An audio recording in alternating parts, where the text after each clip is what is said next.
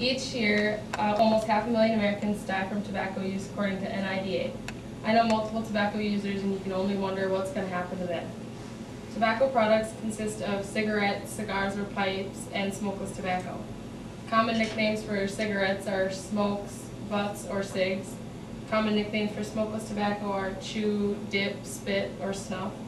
Common nicknames for hookah are nargile, shisha, or hubble bubble, all which came from life123.com. The nicotine is what is addictive. In each cigarette there are 10 milligrams of nicotine, and only 1 to 2 milligrams of that is what is inhaled. It takes that little of an amount to become addicted. Smokeless tobacco also includes even higher levels. Many harmful substances are in the tobacco products.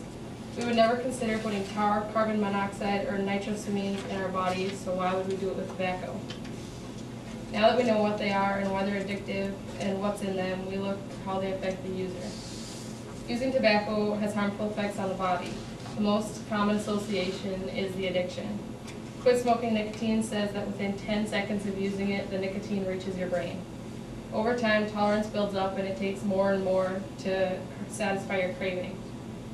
Tobacco use harms every single organ in your body.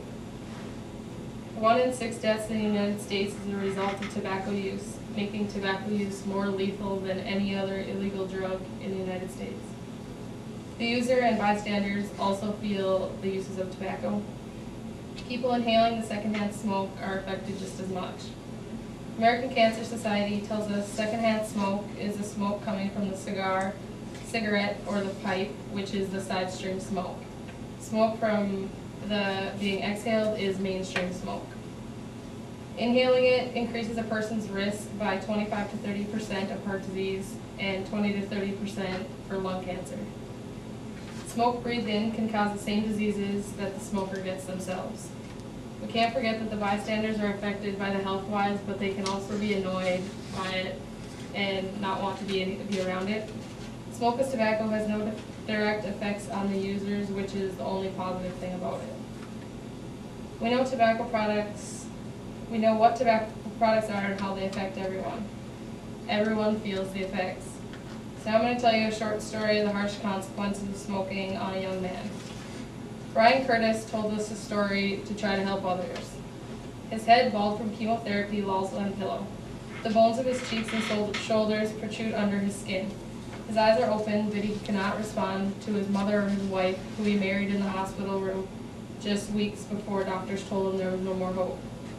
In his emaciated hands, his wife cropped a photograph taken just 2 months before, and it shows his muscular body, holding his 2-year-old son, Brian Jr., in the picture. He's 33. A pack of cigarettes and a lighter sit on the table near his bed in his mother's living room. Tobacco caused the cancer now eating his lungs and liver. He smoked until a week ago when it became impossible. Across the room, a 20-year-old nephew crushed out a cigarette that lays in an ashtray where dozens of other butts are. Bobby Curtis says she'll try to stop after his funeral, but right now it's just too difficult, and same for his mother. I just can't do it now, she says. Brian knew how hard it was to quit, but when he learned he'd die because of his habit, he thought maybe he should persuade kids to quit, which is why he wanted this story to be told. So a man whose life was otherwise remarkable set out the last few weeks he wanted to go on a mission. Brian started smoking when he was just 13, and he smoked 2 packs a day. He talked about quitting, but he never seriously tried. Plenty of time, he figured, to quit. Older people only got cancer. Not people in their 30s, and not people who worked. He was a roofer, and he was a mechanic. I'm too skinny, I can't fight anymore, he whispered to his mother at 9 a.m. on June 3rd. He died that day at 11:56. Brian Lee Curtis was buried at the cemetery on June 8th on a cloudy, rainy day. As the gravesite ritual ended, a handful of relatives backed away from the gravesite, pulled out a pack of cigarettes, and lit up.